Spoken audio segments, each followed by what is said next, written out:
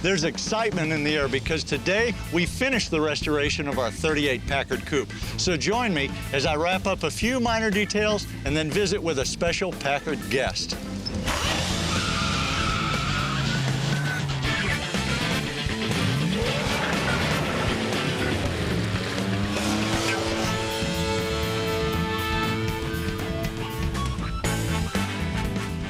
Welcome to Classic Car Restoration. I'm your host, Mark Lambert.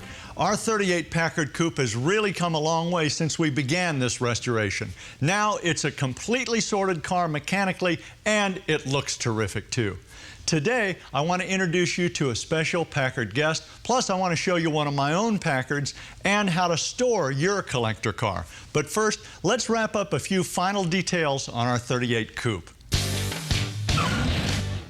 First, I re-glue the strips on the running board using weather strip adhesive. All right, now we can position it. Next, I replace the 1970s reproduction mirror with a correct 1930s swan neck mirror. Here's our new swan neck. And I'm going to put it in the same position, but I'm going to walk this weather strip forward. There we go.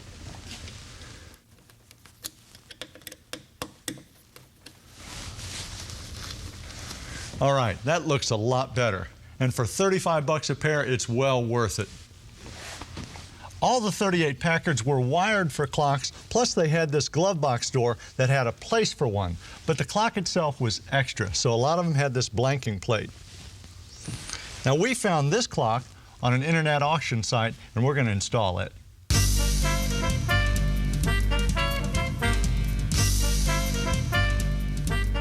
The lead wire is simply attached to the clock.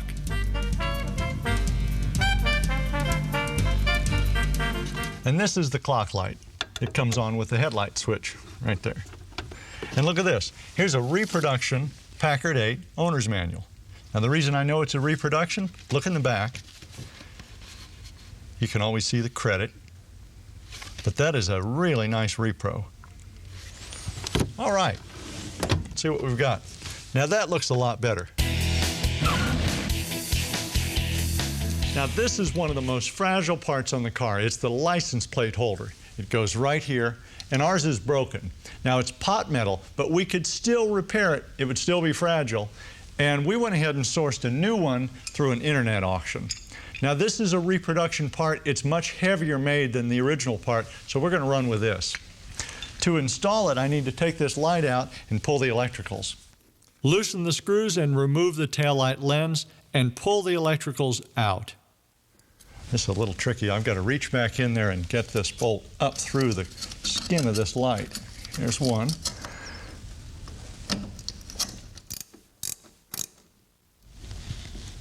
Good.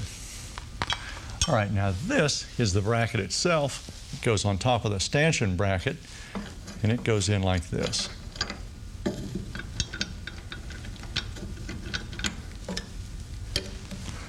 Good. And here's our Packard license plate.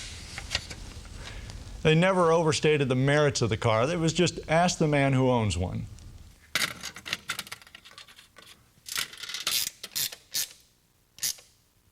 Good. Good. Now let's polish up this chrome a little bit. There's probably a good finish under all that dirt, so use a quality metal polish and some extra fine steel wool to polish by hand, or use a buffer to polish the larger areas. Now, if we keep this chrome polished up, it'll last for years. It won't oxidize.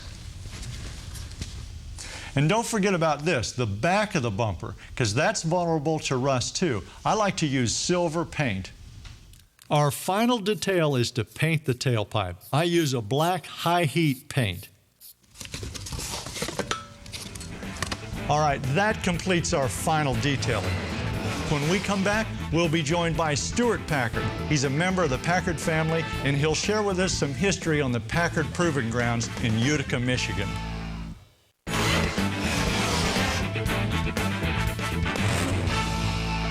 Welcome back to Classic Car Restoration. One of the most enjoyable aspects of the whole collector car hobby is learning about the people. Now, not just the people involved in making these cars, but the people involved today in the clubs. Now, I've been a member of the Packard clubs for many years, and I can tell you that really pays some dividends. Those monthly publications are full of information and wonderful stories. They sell parts and cars also. But for me, the events are the very best part. You get to see all those great cars, plus you meet the most fascinating car people. Now today on Classic Car Restoration, I've got a very special guest. Mr. Charles Stewart Packard is in from Detroit. Stewart, thanks for joining us. It's an honor to have you here. Well, Mark, it's a great pleasure to be here. Brought a little authentic 1930s touch. All right. No gentleman in the 30s would have been without a straw skimmer in the summertime. All right. Well, tell me about this. Was the whole Packard family back in the day involved in car building? Oh, by no means. Samuel was the first Packard to come to this country in 1638. He had 10 children, and they all went forth and multiplied, so they ended up doing all kinds of things. They were farmers and laborers and financiers and bankers and all of the professions you can think of. Two of those Packards were brothers William Dowd and James Ward Packard, who in 1899 built the first Packard motor car in Warren, Ohio. More cars were produced, first in Warren and then in Detroit, and by the 1920s, the company was considered one of America's premier automakers. In the late 1920s, the company built an impressive testing facility in Utica, Michigan, known as the Packard Proving Grounds. Though it's been out of use since 1956, the Packard Foundation is now in the process of restoring this historic property. The grounds used to occupy nearly a square mile. And not too many years ago, the Ford Motor Company bought the grounds with the idea of using it, but never did really use it. And they've been getting a lot of pressure from builders and developers in the area to use the ground.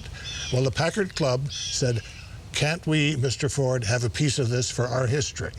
And we have now acquired about a 13-acre parcel that includes a portion of the track, the timing tower, the buildings that housed employees who came out for testing purposes. And our goal is to restore that piece of Packard history to as near a state as we can to its original. Now, I grew up in Indianapolis, the home of the Indianapolis Speedway. Yes. But I read that the Packard Proving Grounds was the fastest 2.5-mile circuit in the world. Oh, it was beautifully designed, banked and curved. You could sustain maximum speed around that track. I think you mentioned earlier, without even having your hands on the steering wheel, because the track controlled the movement of the car as you varied the speed. Now, I read when you bought a V12 from Packard, it had already been broken in up at the Proving Grounds in Utica. That's right. They'd pull them off the assembly line, take them up there, run them around the track, make sure that everything was running just like a watch. Then here you see, this is the remaining portion of the actual track. There's about 500 feet of it that they've managed to retain. And this was the timing tower, where they would monitor and time the cars circling the track. There's the timing tower, and a speed run, looks like an early twin six, and I guess Vincent's driving it. Yeah. Top speed was 130. This is the timing tower as it looks today. It's a little worn over the years, but it's very restorable, so one of these days it'll look perfect. Absolutely. That's just blank concrete. It's the remaining part of the track. The restoration also includes the handsome Tudor Revival house, designed by famed architect Albert Kahn. This is a marvelous slate roof all over these buildings. And that has survived all these years. In pretty good shape. Relatively unattended. Yeah, very few leaks in the building, and there are still people who can work with the tiles, and they're in the process of restoring this beautiful roof. Oh, yeah. There's the tower, the water tower. This has just recently been completed. This is one of the club's major projects, was to paint the tower and also to put Packard Proving Grounds as it was originally. This is an airplane hangar that stood, about a half mile from the complex we've been looking at. It was used for testing aircraft engines. At one time, Charles Lindbergh visited here. And the remarkable thing is that it was on the portion that was sold by Ford Motor Company. But the People in the restoration actually moved this building, a distance of a quarter of a mile, so that it's part of the complex in the 13 acres. Each year there's a major event here of car collectors. It's called the Carnival of Cars. It's sponsored by the Classic Car Club of America. And each June, several hundred cars of all makes, designs, styles come out here for a big rally and gathering. Now, for more information about the Proving Grounds, you can visit our website at DIYnetwork.com. Let's take a look at these. All right. I'll be led by you, Mark. All right. While Stuart and I look at our 38 project car, we'll take a break. And when we come back, I'll show you my own 36 120 convertible coupe and share some touring tips.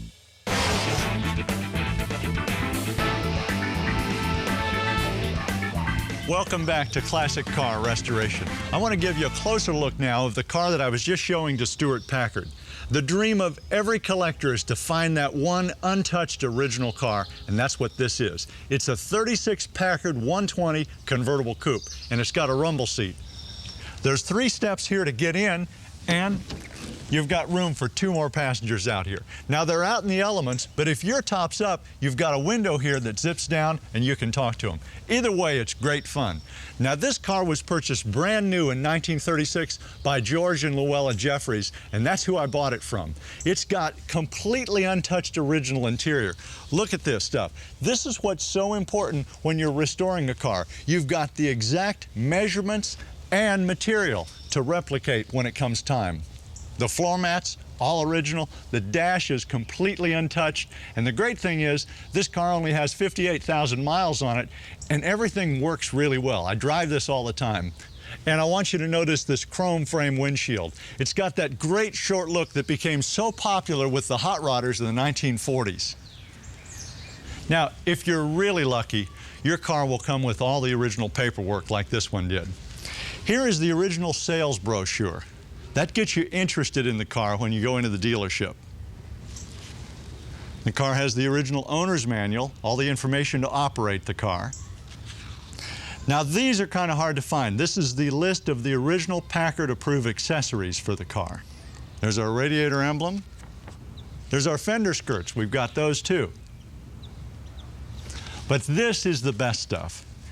Here's the original bill of sale package from the dealer, John Deitch. George went into the dealership in June of '36, and he traded in his other car, and with the allowance there and the $422 cash, he had $1,342 invested. Now, during the war, he needed gasoline ration stamps, and those are what's there. He even saved the coupon book for the oil changes and lubrication service.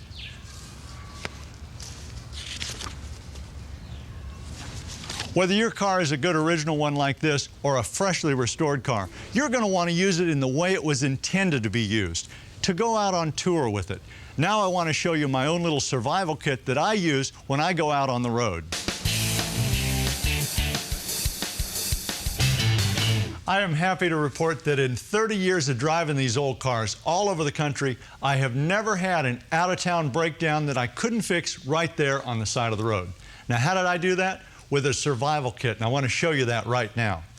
Now, years ago, when the Lambert boys were trying to start an old car, my dad would come out to the garage and say, "You guys get fire and fuel together and something's going to happen." Well, he was right, and think about that. Your failure is going to be either ignition or fuel, or you're going to overheat. So you don't need a whole junkyard worth of parts in the trunk of the car, taking up your wife's luggage space. You don't need a whole generator, just bring some generator brushes. You can install those right there on the side of the road. Or a set of points. You don't need a whole distributor, just bring a condenser and points. Now, on the fuel side, I never leave town without an electric fuel pump. That way, if my mechanical pump goes down, I can just wire in this electric pump with some wire and some extra fuel hose, and I can get home, and then I can do all the repairs once I get home. Now, the only other thing that's going to leave you on the side of the road is a water pump failure. Think about it, because the cooling system is pretty stable. You're not going to lose a radiator. If you lose a hose, you can pick it up out on the road. But the water pumps are hard to find, so always take an extra water pump with you. And of course, all of this accompanies a good tool satchel. Now there's one more thing, a road bag. You can get these on the internet, and these are indispensable. The first thing I like is a fire extinguisher. Now, a lot of car clubs require a fire extinguisher before they'll even let you on the show field. But look at this other stuff. Here's the contents: duct tape, a candle, a compass, extension cord, flashlight, gloves, umbrella, rope, a rain poncho. All these little incidentals that you find you need, you accidentally left them at home, and then you have to chase all over and find a drugstore or something to find them.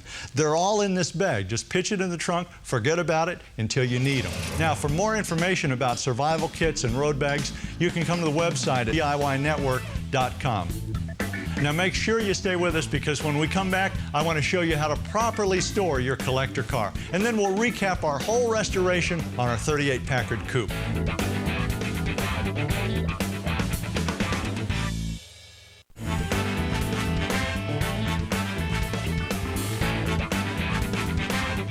Welcome back to Classic Car Restoration. All right, you finally got your car restored. After a lot of money and hard work, you've got it just the way you want it. So how do you store that car? Well, you probably won't use it every day. Weeks or even months may elapse between each use. And whether it's indoors or out, you've got to store it properly. So what's the first thing? A car cover. Now this is a weather shield cover. This is custom made for our car, but they can make it for any car. Now they've got the dimensions for almost any car, but they'll want to know if you have any special accessories. Our Packard has the swan neck mirrors, so they made these mirror pockets to accommodate them.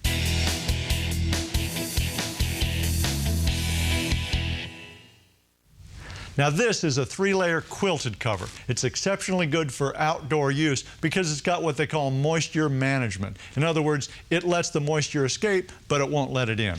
Whatever you use, avoid those plastic tarps, because that will just lift the paint off the car. You'll have open metal that's just rusting. Another great storage option is a car capsule.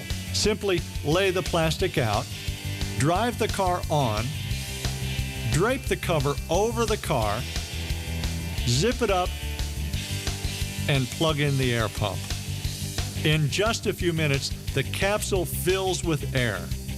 It helps to adjust the plastic cover as it expands. It eventually fills up so that the plastic skin isn't touching any part of the car. The continuous airflow prevents moisture, corrosion, mildew, and mold. Now, I really hope you've been following our restoration process on this 38 Packard Coupe all through the different stages, because we've taken it component by component, we've done it ourselves, and we've done it right. We just took our time, and that's so important for the home hobbyist to remember. So often I hear these guys that finally find their dream car, they immediately take it home and take it all apart. What happens? They lose their enthusiasm, or they get frustrated, or life just happens, and those old cars end up on the auction block. I don't want that to happen to you. I want you to do your restoration the way we did ours. We took it step by step, looking at each component system individually, and we repaired what was necessary. And we didn't move to the next one until it was all tested and all done. That way you're never working over fresh cosmetics.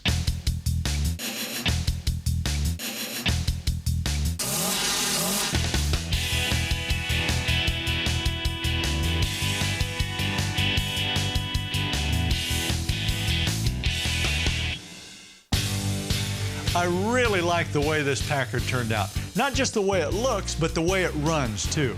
Whether you're a Packard collector like I am, or somebody brand new to the hobby, I think you'll agree we've really got something we can be proud of here.